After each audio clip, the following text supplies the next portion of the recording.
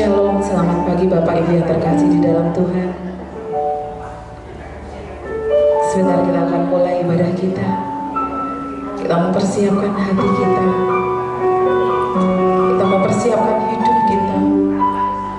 Kita mau persembahkan setiap pujian kita, segenap hormat kita yang terbaik buat Tuhan. Kita naikkan pujian syukur kita di hadapan Tuhan, karena hanya Dia satu-satunya Tuhan yang layak kita sembah, yang layak kita agungkan. Terima kasih. Terima kasih Bapa.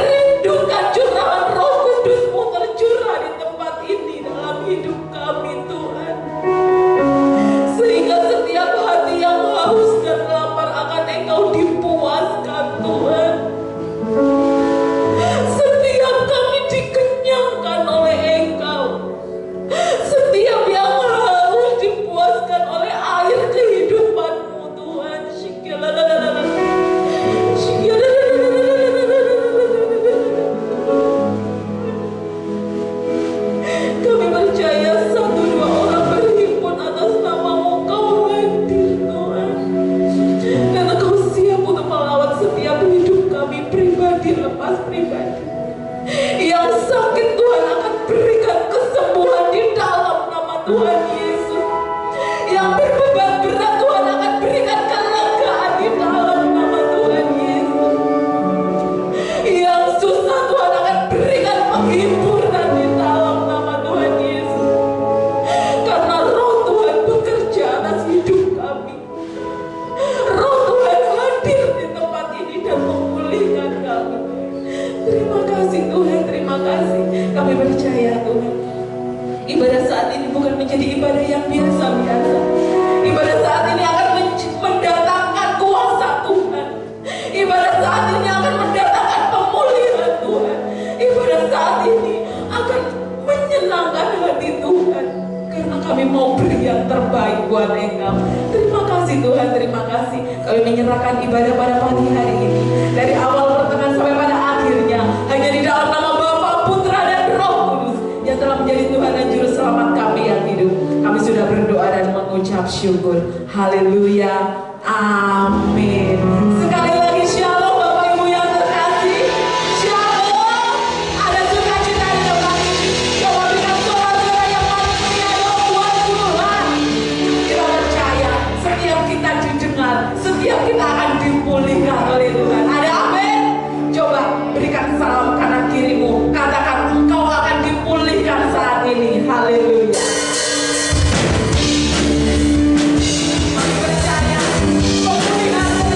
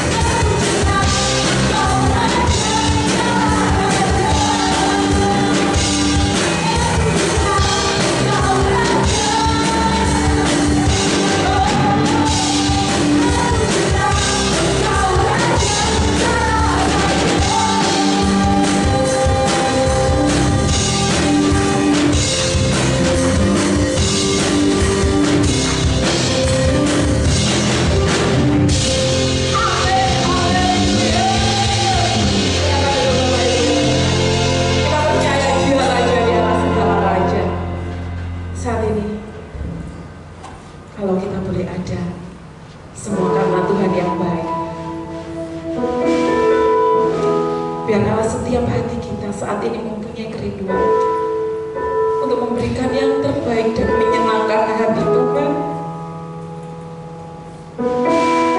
Kalau kita nggak punya apa-apa yang berharga kita mau kasih sama Tuhan, biarlah saat ini kita mau berikan hidup kita yang terbaik buat Tuhan. Kita mau berikan hati kita yang terbaik buat Dia. Kita senangkan Dia melalui pujian penyembahan kita. Kita senangkan Dia melalui ucapan syukur kita. Karena Dia satu-satunya Tuhan yang layak untuk menerima sembah dan pujian kita. Terima kasih Tuhan. Tuhan, ku mau menyenangkan-Mu.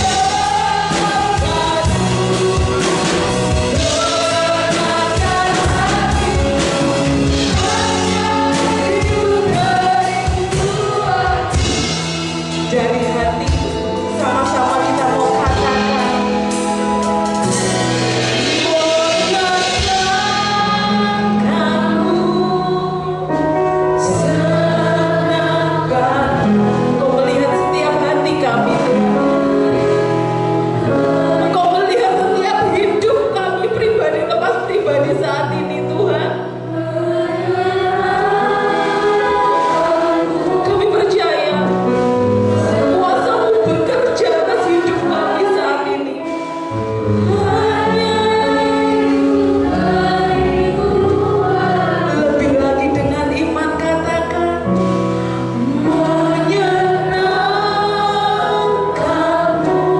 Kami mau menyenangkan kami mau menyenangkan hati Tuhan saat ini. Kami memberi yang terbaik buat Engkau Tuhan. Menyenangkanmu.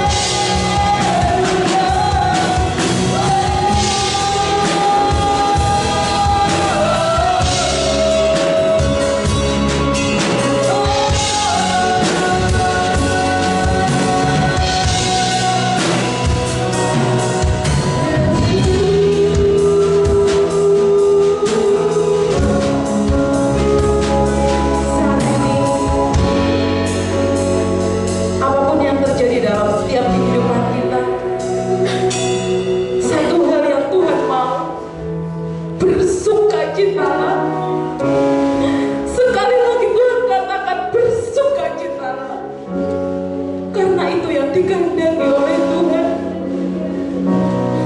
Jangan bimbang dan jangan khawatir, karena kita punya Tuhan yang hebat. Tidak perlu susah, karena kita punya Tuhan yang luar biasa. Kalau Dia sanggup untuk membelah laut, menyelamatkan bangsa Israel, saat ini Tuhan juga sanggup untuk memulihkan keadaan kita. Tuhan sanggup untuk menjelma setiap hidup kita.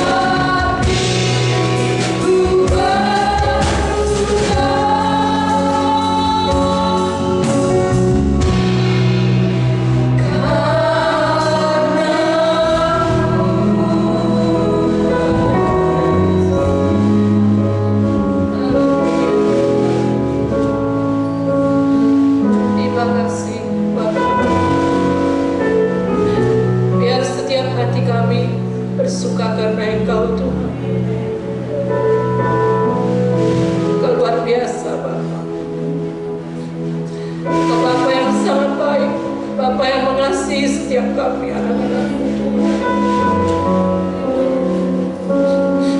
Terima kasih Yesus. Biar kami memberikan pujian dari hati kami Tuhan, dan rasa cinta kami akan Engkau. Hanya Engkau yang kami tinggikan, hanya Engkau yang kami agungkan Tuhan. Kami bangga punya Allah seperti Engkau Tuhan, Allah yang berdaulat penuh atas hidup kami.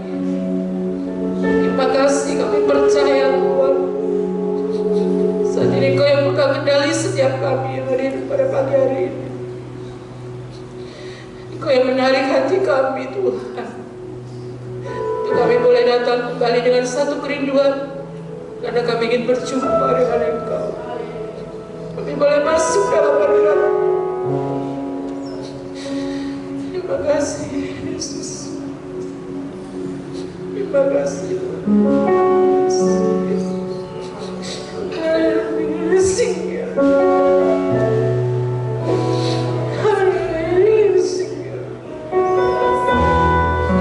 Ramu ada di tempat ini Tuhan. Siap menjawab pribadi lepas pribadi Yesus. Saat ini Tuhan, Engkau melawat setiap kami yang hadir pada pagi hari ini satu persatu Bapa. Tahu hati kami Tuhan. Tidak ada yang dapat kami sembunyikan di hadapan Engkau Tuhan. Berikan kami tetap hati yang bersih Tuhan, hati yang murni, hati yang jujur di hadapan Tuhan. Terima kasih Yesus, sehingga benar-benar setiap kami pulang dari tempat ini kami diberkati oleh Tuhan. Kau hadir Tuhan, di tengah-tengah pujian penyembahan kami Kau hadir. Kami merasakan lawatan Tuhan luar biasa Tuhan. Setia Tuhan, kebaikan Tuhan dalam hidup kami tidak bisa kami ukur dengan apapun. Hanya kami belajar untuk hidup menyenangkan hati Tuhan. Terima kasih Tuhan. Biar Roh-Mu bekerja dalam setiap kami Tuhan. Memberikan kami hati yang lebih saat kami mau mendengarkan kebenaran firman. Biar Engkau berbicara Tuhan. Sebagai wasil lidah Hamba-Mu, hamba yang penuh dengan kelemahan, hamba yang tidak bisa apa-apa Tuhan. Tapi kami percaya Roh Kudus yang akan menuntun Tuhan, sehingga benar-benar firman ini menjadi berkat buat setiap kami, dan hidup kami semakin dipulihkan oleh Tuhan. Hari lepas hari Tuhan membawa kami terus Tuhan, untuk kami berjalan bersama Tuhan di dalam hidup kami, sampai pada satu titik kami akan berjumpa dengan Tuhan. Kami akan tinggal bersama dengan Engkau buat selama-lamanya dalam hidup kami. Terima kasih Tuhan. Memberkati tim BAW yang sudah melayani Tuhan, worship leader, singer, pemain musik, LC Sound diberkati oleh Tuhan. Terima kasih Tuhan. Terima kasih. Saat ini kami tahu kuasa iblis tidak pernah tinggal diam, selalu berusaha untuk mengganggu jalan yang firman-Mu disampaikan. Oleh sebab itu kami mau bersatu hati, sepakat kami usirkannya di dalam nama Tuhan Yesus Kristus. Pergi dan keluar, dihancurkan dalam nama Tuhan Yesus. Kami percaya Roh Kudus ada bersama kami, terus memenuhi hati pikiran kami Tuhan, agar kami boleh fokus akan firman. Terima kasih Tuhan, terima kasih. Kami siap untuk mendengarkan kebenaran firman. Hanya di dalam nama Tuhan Yesus, Hamba-Mu sudah berdoa dan mengucap syukur. Haleluya, amin. Sekali lagi shalom. Bapak Ibu dikasihi oleh Tuhan, selamat pagi buat kita semua. Puji Tuhan ya. Kalau kita masih boleh setia datang beribadah, ya itu anugerah Tuhan. Firman Tuhan katakan, janganlah kita menjauhkan diri dari pertemuan-pertemuan ibadah, seperti yang dibiasakan beberapa orang. Ya. Saat-saat ini kalau orang sudah jarang datang ibadah, boleh dikatakan semenjak COVID malas ibadah. Sampai sekarang pun sulit untuk menarik kembali datang beribadah. Ya, bersyukur kalau Tuhan beri kesetiaan buat kita. Ya. Bahkan dikatakan, marilah kita semakin giat melakukannya menjelang hari Tuhan yang mendekat. Ya. Waktu kita nggak pernah tahu ke depan dalam hidup kita. Perjalanan waktu kita tidak pernah tahu, rasanya cepat sekali waktu berjalan. Ya. Dan pada pagi hari ini saya mengajak Bapak Ibu semuanya kita belajar tentang hikmat. Hidup di dalam hikmat Tuhan. Itu penting Bapak Ibu. Dengan berjalannya waktu yang semakin cepat berjalan, berarti usia kita juga bertambah. Kalau waktu bertambah, usia kita bertambah. Dan bertambah pula masalah-masalah yang akan terjadi dalam hidup kita. Setiap kita akan diperhadapkan dengan yang namanya masalah. Bahkan kadang-kadang kita merasakan masalah yang begitu rumit terjadi dalam hidup kita.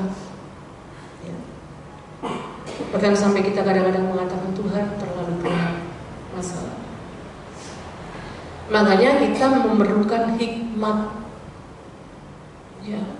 Ada seorang penulis yang dia mengatakan begitu, mengatakan begini Bapak ya. Kita sedang hidup saat ini, kita ini hidup di zaman informasi. Banyak sekali kita mendengar informasi-informasi, ya, dari internet, dari HP, banyak ya. Kita tahu semua informasi ya. Bahkan informasi yang tidak benar juga ada kan, hoax itu ada. Saat ini kita dibanjiri oleh informasi-informasi yang membuat kadang-kadang kita juga ikut bingung kan ya. Karena kita hidup di zaman informasi, bukan di zaman hikmat ya. Jadi banyak orang yang ahli ya, dengan komputer banyak ya. Tapi orang-orang itu tidak ahli dalam kehidupan ya. Banyak sekali ya, mereka ahli memang, canggih kalau memakai komputer. Saya melihat anak-anak muda pandai ya. Mungkin kalau saya nggak bisa komputer ya, udah zaman lalu, tidak pandai, tidak bisa. Bahkan saya kalau memakai komputer mesti tanya anak saya. Jadi komputer itu hanya dapat menyimpan data, tetapi dia tidak dapat memberikan kepada kita kemampuan untuk kita bisa menggunakan pengetahuan kita dengan bijak. Tidak bisa komputer. Komputer hanya simpan data aja. Tapi supaya kita bisa memiliki pengetahuan dengan bijak, itu nggak bisa. Makanya kita perlu hikmat Tuhan. Dan pagi hari ini kita mau belajar ya, apa itu hikmat. Kalau kita perhatikan dalam kitab Amsal ya, saya mempelajari kitab Amsal itu banyak diajarkan tentang hikmat. Dan kita mau belajar pada pagi hari ini ya. Pertama kita tuh belajar apa itu hikmat. Itu yang pertama. Yang kedua nanti kita belajar bagaimana kita bisa mendapatkan hikmat ya. Dan kita mau belajar satu-satu pada pagi hari ini. Karena seringkali kita berkata Tuhan berikan kami hikmat ya. Seringkali kita kan berdoa Tuhan kasih hikmat Tuhan. Padahal kalau kita ditanya apa itu hikmat, kita nggak ngerti. Seringkali yang ada di benak kita kalau berbicara hikmat, itu seringkali kita berpikir bahwa Tuhan memberikan kita ide yang seakan-akan langsung keluar spontan, itu datangnya dari Tuhan. Sebetulnya yang sesungguhnya hikmat itu bukan seperti itu Bapak Ibu ya. Kita mau belajar pada pagi hari ini. Ayo kita belajar, kita buka lebih dulu di dalam Amsal pasal yang pertama. Kitab Amsal pasal pertama ayat 1 sampai 2. Saya undang Bapak Ibu kita bangkit berdiri ya, kita baca ayat ini sama-sama. Cuman 2 ayat ya. Amsal pasal pertama ayat 1 sampai 2. Kita baca bersama-sama. 2, 3. Amsal Salomo bin Daud raja untuk mengetahui hikmat dan didikan, untuk mengerti makna. Amin. Silakan duduk, Bapak Ibu dikasih Tuhan. Tuhan Yesus memberkati kita semua. Jadi kita perlu tahu apa itu hikmat. Ya. Dikatakan Amsal-Amsal Salomo untuk mengetahui hikmat dan didikan. Ya. Kalau berbicara hikmat, di dalam bahasa Ibraninya, hikmat yang dipakai itu kata hokmah. Ya, di dalam bahasa Ibrani. Ya. Makanya kita seringkali keliru. Kita seringkali minta hikmat dari Tuhan. Ya, lalu kita berpikir Tuhan kasih hikmat, seolah-olah langsung ada ide yang masuk di pikiran kita. Tahu-tahu kita bisa menyampaikan sesuatu yang berhikmat. Tidak seperti itu, Bapak. Karena hikmat itu dari bahasa Ibrani hokmah. Hokmah itu artinya skill, keterampilan. Ya, hokmah itu. Seperti contohnya gini, Bapak ya. Mungkin banyak ibu-ibu di sini contohnya ya, yang pintar masak atau pintar jahit baju. Ya. Kita bisa masak, jahit baju, itu kan bukan langsung Bapak Ibu pandai, terampil, tidak. Kan diperlukan ibu-ibu untuk latihan. Ya. Jahitnya bisa terampil, bisa bagus, ya. Kan dari belajar. Ya. Seperti saya dulu suka buat ini, hiasan di dinding itu, apa ya zaman kristek palingnya, yang gini. Nah, saya dulu suka waktu masih sekolah, dan saya pernah bikin hiasan pemandang itu besar sekali. Ya, itu saya taruh di rumah mama, besar sekali. Bahkan saya pernah bikin hiasan itu Tuhan Yesus merangkul anak kecil, dan itu saya taruh di rumahnya Kode Surabaya. Sampai sekarang ada hiasan. Ya. Itu dengan apa? Dengan keterampilan, dengan ketelatenan saya menjahitnya. Tidak mungkin saya langsung bisa. Ya, seperti kita masak aja. Ya, belajar masak terus, masak lama-lama masakannya menjadi masakan yang enak. Ya, belajar. Ya, jadi diperlukan keterampilan. Kita harus punya pengalaman yang konsisten, kan gitu, Pak. Makanya di dalam kitab Keluaran, kita buka ya. Kitab Keluaran pasal 36 ayat yang kedua, di situ dikatakan ya. Ini mengenai Besaliel dan Aholiab. Perhatikan ya, Bapak ya. Lalu Musa memanggil Besaliel dan Aholiab dan setiap orang yang ahli. Ya, yang ahli. Ini yang terampil, hokmah. Ya. Yang dalam hatinya telah ditanamkan Tuhan keahlian.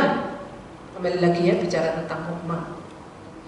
Setiap orang yang tergerak hatinya untuk datang melakukan pekerjaan itu. Jadi hikmat itu tidak semata-mata turun dari langit, Bapak. Tidak.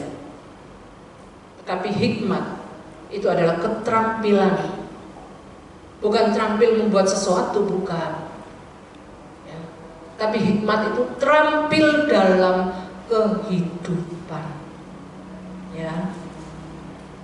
Jadi saat kita berbicara mengenai hikmat, itu berbicara mengenai keterampilan dalam hidup kita.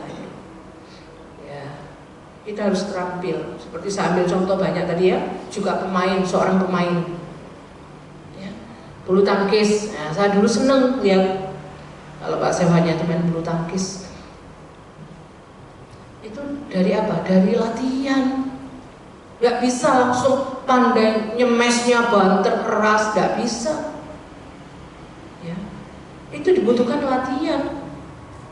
Setiap hari berlatih baru pandai. Ya, dalam main bulu tangkis. Ya, itu perlu latihan yang membuat kita menjadi pemain-pemain yang terampil. Nah, itu yang dimaksud dengan hikmat.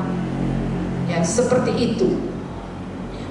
Jadi artinya orang yang dikatakan terampil, memiliki hikmat, saat mereka menjadi orang-orang yang terampil di dalam mengambil keputusan keputusan dengan bijaksana. Itu artinya hikmat. Ya. Bijaksana itu seperti apa? Bijaksana itu artinya keputusan yang diambil itu selaras dengan kehendaknya Tuhan. Itu baru namanya hikmat, Bapak Ibu ya. Jadi keputusan yang diambil bukan menurut saya, bukan menurut saya baik, saya ambil keputusan itu, tidak. Ya. Tetapi kalau keputusan yang saya ambil itu sesuai dengan kehendak Tuhan dalam hidup saya, maka itu yang dinamakan hikmat yang sesungguhnya, Bapak Ibu. Ya. Makanya kalau kita belajar hikmat, ya dalam firman Tuhan itu ada 3 kata-kata yang berhubungan dengan hikmat. Yang pertama pengetahuan, ya. Yang kedua akal budi, dan yang ketiga hikmat. Ya, kita perlu belajar ini. Apa itu pengetahuan?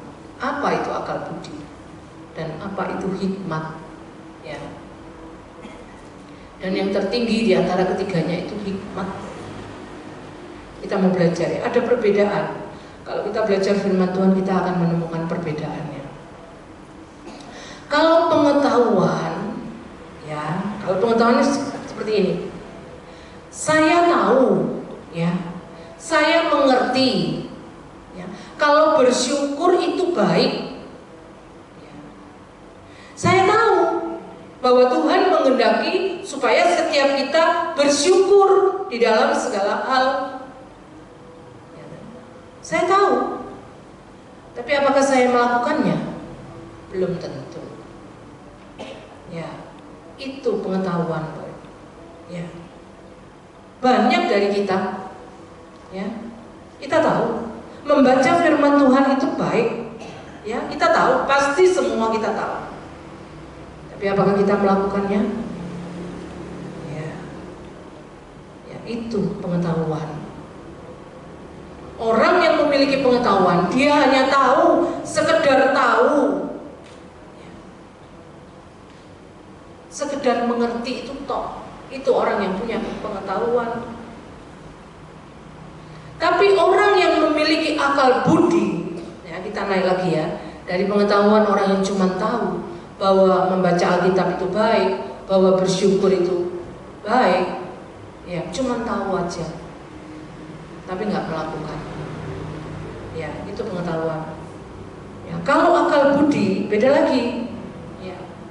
Orang yang punya akal budi, orang itu bukan hanya tahu, dia tahu bersyukur itu baik, tapi dia mau belajar dengan pertolongan Tuhan untuk mensyukuri segala keadaan dalam hidup kita. Walaupun saat ini mungkin kita dalam masalah, saat ini mungkin kita dalam sakit penyakit, kita mau bersyukur, ya, beda ya. Ya, jadi kalau yang pertama pengetahuan cuma tahu toh, bersyukur itu baik, sudah titik. Tapi kalau orang yang berakal budi, dia tahu bahwa bersyukur itu baik dan dia mau belajar, ya, untuk melakukan apa yang dikatakan firman Tuhan, ya, dia belajar melakukannya. Itu orang yang berakal budi, ya. Jadi orang yang berpengetahuan hanya sekedar tahu secara kognitif, secara pengetahuan aja, informasi aja, itu berpengetahuan. Kalau akal budi, dia mau melakukan. Setelah dia tahu bahwa mengucap syukur itu baik, mengucap syukur itu kehendak Tuhan, dia lakukan. Itu orang yang berakal budi. Sekarang kita belajar yang hikmat.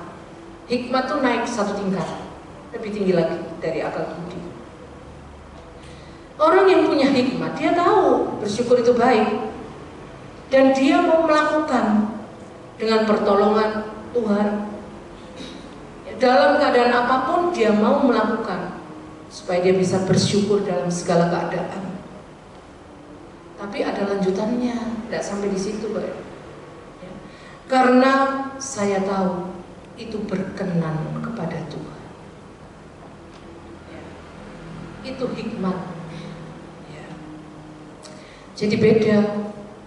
Kalau orang yang berakal budi, memang dia sudah melakukannya, Bapak. Ya. Tapi dia tidak bisa menjawab, untuk apa kamu melakukan itu? Nggak bisa jawab. Dia hanya tahu bahwa bersyukur itu baik. Ya. Saya memberi itu baik, ya. Tapi saya tidak tahu kenapa saya memberi. Itu orang yang berakal budi. Tapi kalau orang yang berhikmat, dia tahu untuk apa saya memberi. Ya. Jadi hikmat itu hubungannya selalu dengan Tuhan. Ya. Hikmat tidak bisa lepas dari Tuhan. Artinya Tuhan adalah pusat dari hidup kita. Ya. Makanya dikatakan firman Tuhan apa? Hikmat, permulaan hikmat adalah takut akan Tuhan. Ya. Jadi orang yang punya hikmat itu selalu hubungannya sama Tuhan, Bapak Ibu. Dia membaca firman-Nya, dia mau mengambil waktu untuk duduk diam bersekutu dengan Tuhan, sehingga akhirnya dia tahu mana yang menjadi kehendak Tuhan. Ya. Rencana Tuhan dalam hidupnya, sehingga waktu dia melakukannya, dalam apapun yang dia kerjakan dalam hidup, dia tahu bahwa itu yang Tuhan mau di dalam hidupnya. Itu orang yang berhikmat. Jadi semua yang dia lakukan itu harus seturut dengan kehendak Tuhan. Ya. Ya, jadi tidak mudah, Bapak Ibu ya. Ya, kita tidak bisa sembarangan, Tuhan aku minta hikmat. Betul, hikmat itu Tuhan beri. Tapi tidak cuma gitu aja, kita nyantai, Tuhan minta hikmat, ya kasih. Tidak, Bapak Ibu ya. Makanya yang kedua kita perlu belajar ya. Bagaimana kita bisa memperoleh hikmat? Ya, ini praktek dalam hidup kita sehari-hari. Ayo kita buka di dalam Amsal pasal 2. Amsal pasal 2 ayat pertama sampai yang kedua. Ya, stop di situ dulu ya. Hai anakku, jikalau engkau menerima perkataanku dan menyimpan perintahku di dalam hatimu, sehingga telingamu memperhatikan hikmat dan engkau mencenderungkan hatimu kepada kepandaian. Dari sini ada berapa kata kerja, Bapak Ibu dikatakan. Engkau menerima, satu ya, menyimpan perintahku, dua, memperhatikan, tiga, yang keempat, mencenderungkan hatimu. Jadi ada 4 kata kerja. Berarti itu apa? Kalau kita mau ingin punya hikmat, ada usaha yang harus kita lakukan. Ya. Makanya tadi dikatakan hikmat itu hokmah, terampil. Jadi ada usaha, bukan kita diam-diam saja, Bapak Ibu. Bahkan dikatakan di ayat yang ketiga sama ayat keempat, kita teruskan ya.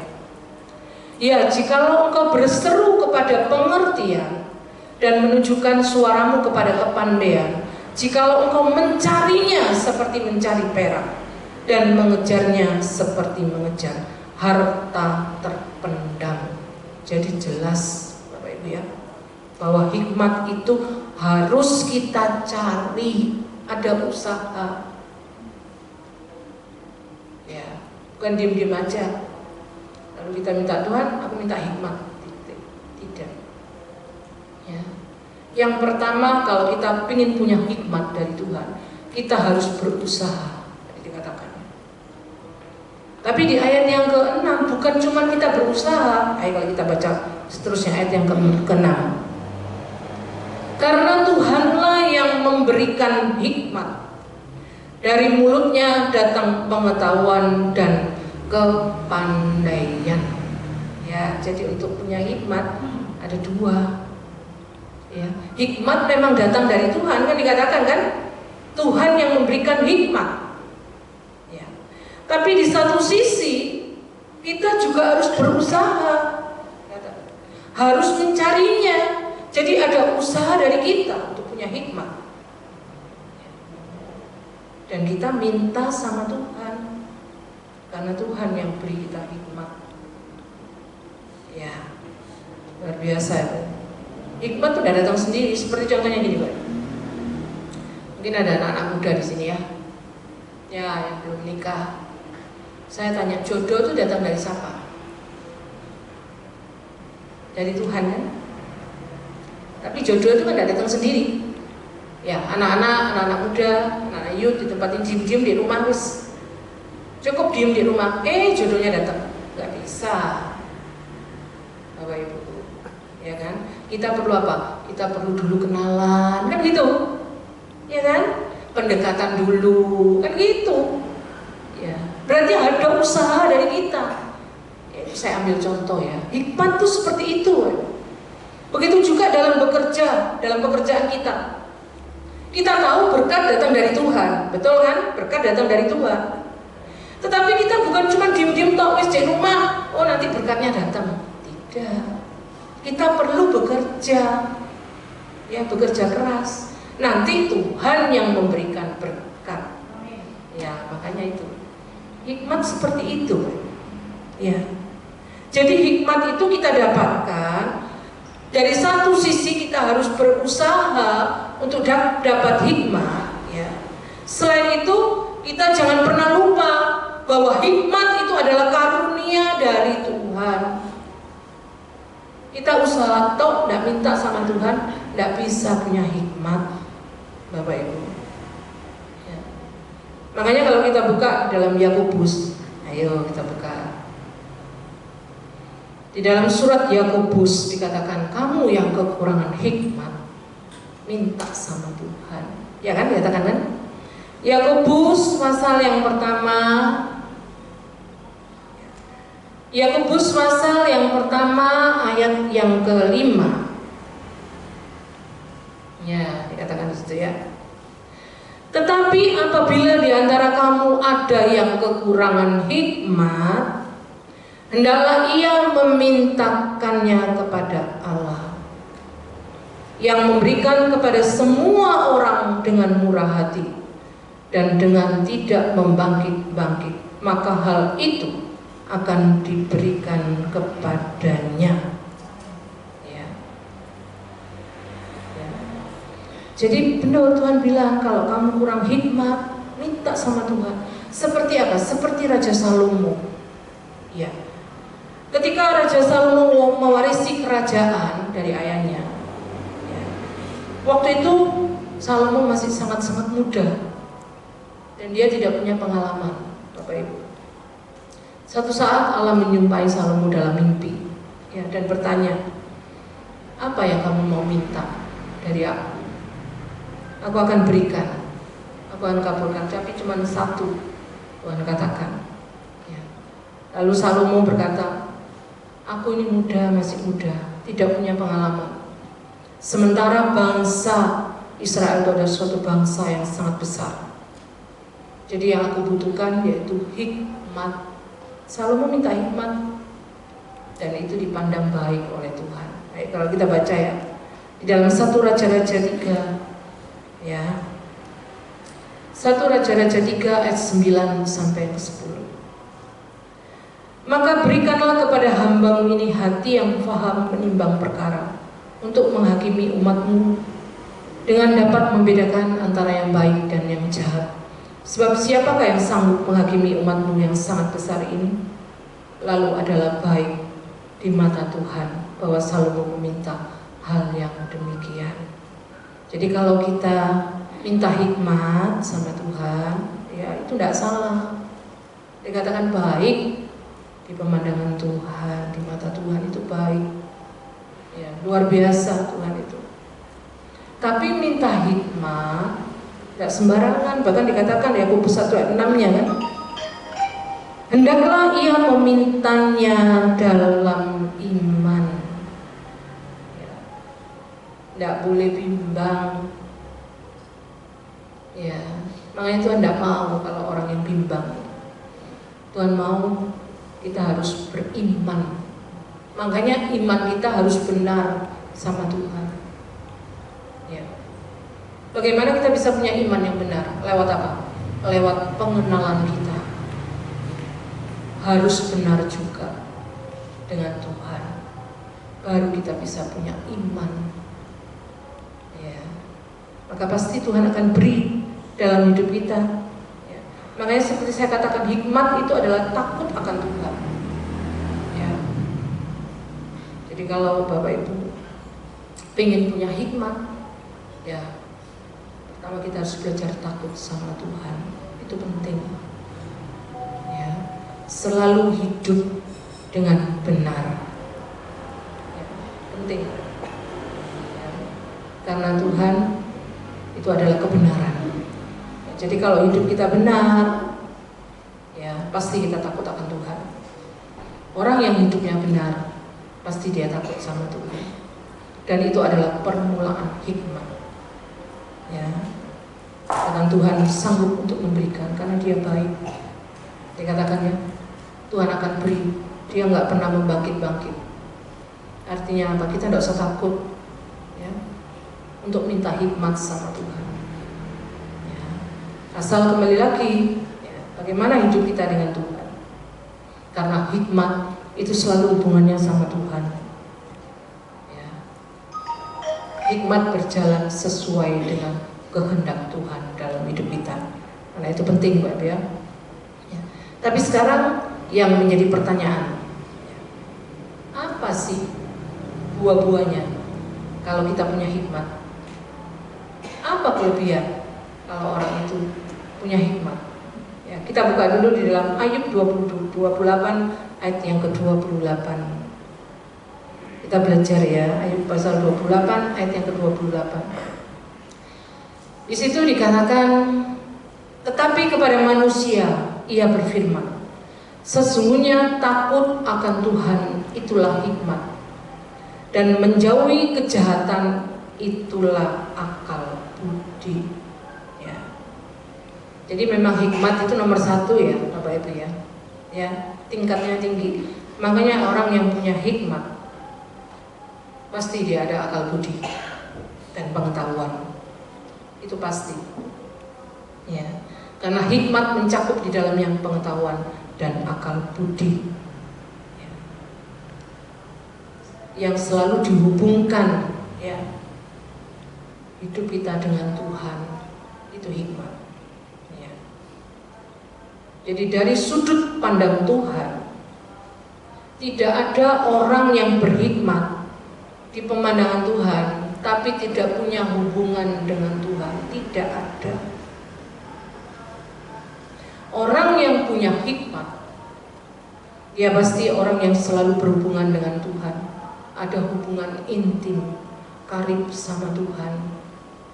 Maka orang itu pasti punya hikmat, ya. Dan dia memiliki akal budi juga. Makanya dikatakan, dan menjauhi kejahatan itulah akal budi. Ya, jadi orang yang punya hikmat pasti orang itu akan menjauhi kejahatan. Itu buahnya, buah dari hikmat. Ya, dia tidak suka akan hal-hal yang jahat. Ya, itu orang yang punya hikmat. Ya, orang yang punya hikmat kita bisa lihat dia apa di hidupnya, Bapak Ibu. Di dalam kehidupannya kita bisa tahu apakah orang ini menjauhi kejahatan atau tidak. Ya, itu yang pertama. Kalau orang punya hikmat, dia pasti menjauhi kejahatan. Sekarang kita baca lagi di dalam Yakobus pasal 3 ayat yang ke-13. Ya, ini buahnya kalau orang punya hikmat. Yakobus 3 ayat yang ke-13. Ya, dikatakan di situ. Siapakah di antara kamu yang bijak, ini berhikmat dan berbudi, baiklah ia dengan cara hidup yang baik menyatakan perbuatannya. Ini buahnya dari hikmat, ya. Oleh hikmat yang lahir dari kelemah lembutan. Jadi orang yang punya hikmat, ya, dia bisa dilihat dari hidupnya. Cara hidupnya baik, dikatakan dalam perbuatannya, ya. Dan kita baca ayat yang ke-17. Ya, Ini juga buahnya dari hikmat. Tetapi hikmat yang dari atas adalah pertama-tama murni, selanjutnya pendamai, peramah, penurut, belas kasihan, dan buah-buah yang baik, tidak memihak dan tidak munafik. Ini buahnya dari hikmat. Kalau orang yang punya hikmat dari Tuhan, yang dikatakan ya, hikmat yang dari atas dari Tuhan itu, ya, dia seorang pendamai, peramah, penurut, penuh belas kasihan, dan buah-buah yang baik dari perbuatannya, tidak memihak dan tidak munafik. Itu orang yang berhikmat. Ya. Ya. Karena itu Bapak Ibu, orang yang punya hikmat dia pasti orang yang takut sama Tuhan. Ya. Orang yang takut sama Tuhan, orang yang berakal budi, dia menjauhi kejahatan, dan dia akan menunjukkan buah-buah yang lain. Seperti tadi saya katakan, penurut, peramah, pendamai, penuh belas kasihan, ya. Tidak munafik, tidak memihak, ya. Dan buah-buahnya itu untuk mempermuliakan nama Tuhan. Itu orang yang hidupnya berhikmat. Saat-saat ini kita perlu untuk kita mempunyai hikmat dari Tuhan. Ya.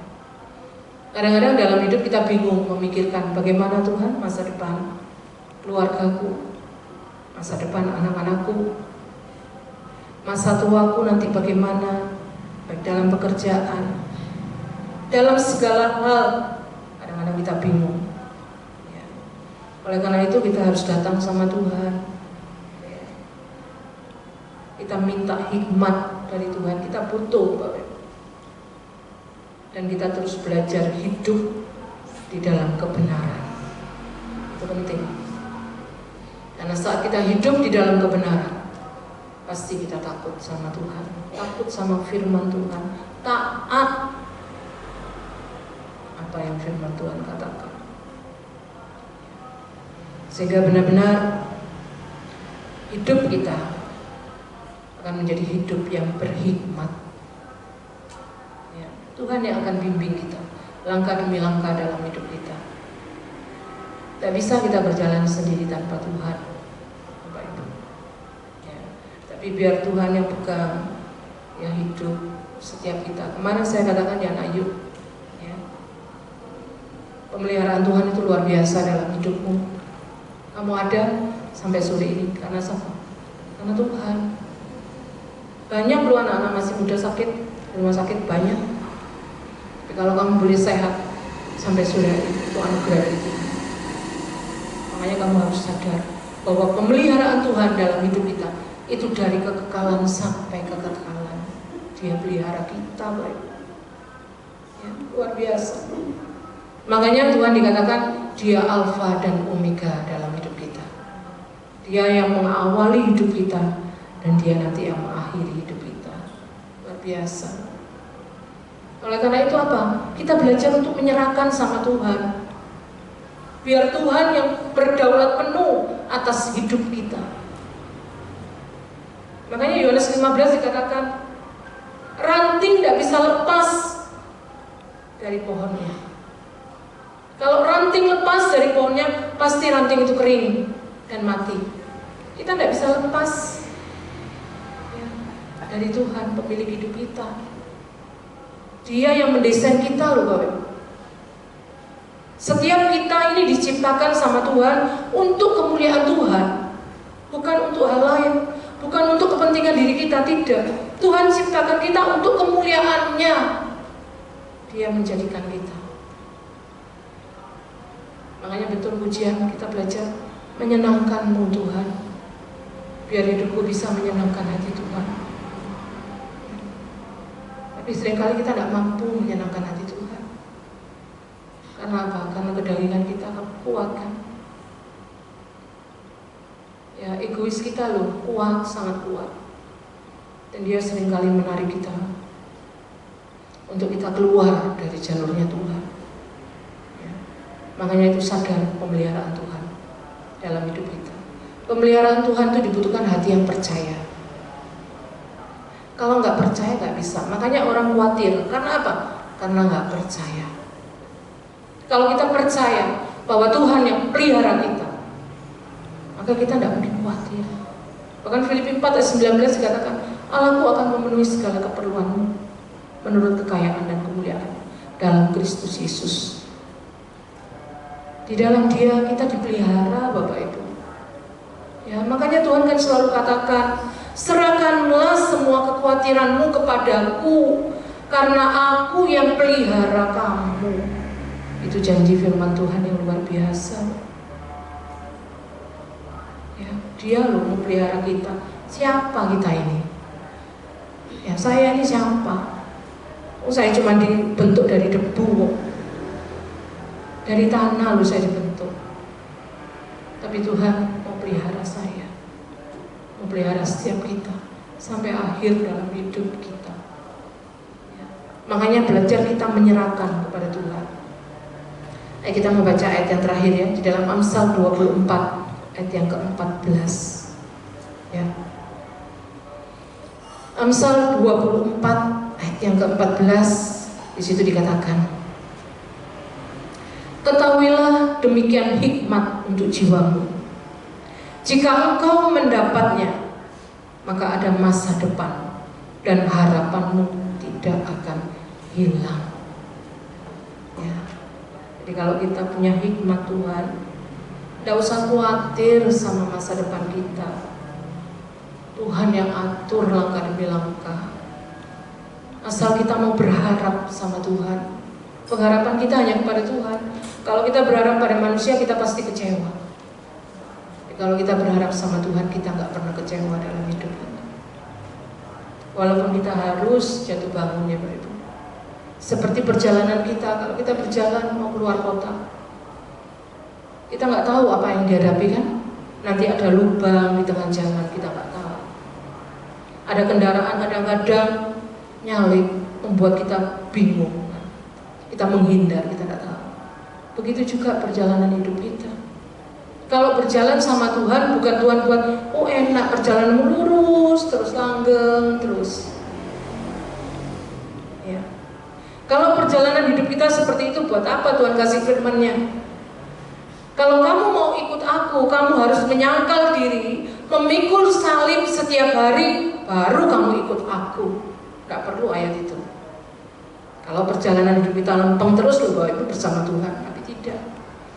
Di tengah-tengah ada gelombang, di tengah-tengah ada masalah, di tengah-tengah ada badai, ada pergumulan. Tapi Tuhan bersama kita. Makanya Mazmur kan katakan, gadamu dan tongkatmu itulah yang menghibur aku. Di dalam setiap masalah pergumulan kita, Tuhan beri kita kekuatan dan penghiburan yang berlimpah-limpah. Biar setiap kita masuk dalam rencananya Tuhan. Ya, makanya tetap setia terus iring Tuhan sampai akhir dalam hidup kita. Sebentar kita masuk dalam sakramen perjamuan kudus. Kita selalu ingat cintanya Tuhan dalam hidup kita. Luar biasa. Dia mengasihi kita, Dia tidak pernah lihat siapa kita, nggak pernah. Ya, Tuhan tidak pernah pandang. Oh kalau sama si A aku mau mengasihi, sama si B aku nggak mau, tidak. Semua orang Tuhan akan mengasihi kalau dia mau datang sama Tuhan. Ya. Makanya Tuhan katakan, mendekatlah kepadaku, maka aku akan mendekat kepadamu. Ya, puji Tuhan ya. Bapak Ibu kita diberkati oleh Tuhan lewat firman Tuhan pada pagi hari ini. Ya. Supaya benar-benar kita bisa menjalani hidup ini ya, terhadap pergumulan masalah. Percaya ada hikmat dari Tuhan yang selalu menyertai hidup kita, Bapak Ibu. Ayo, saya undang pemain musik maju ke depan. Worship leader, singer, kita boleh maju ke depan. Kita mau pujikan seperti Yesus ya. Biar kita minta sama Tuhan ya, dalam perjalanan hidup kita ya, sampai nanti suatu kali kelak kita berjumpa dengan Tuhan. Kita minta supaya perjalanan hidup kita itu seperti Tuhan. Kita mau ikut teladannya Tuhan.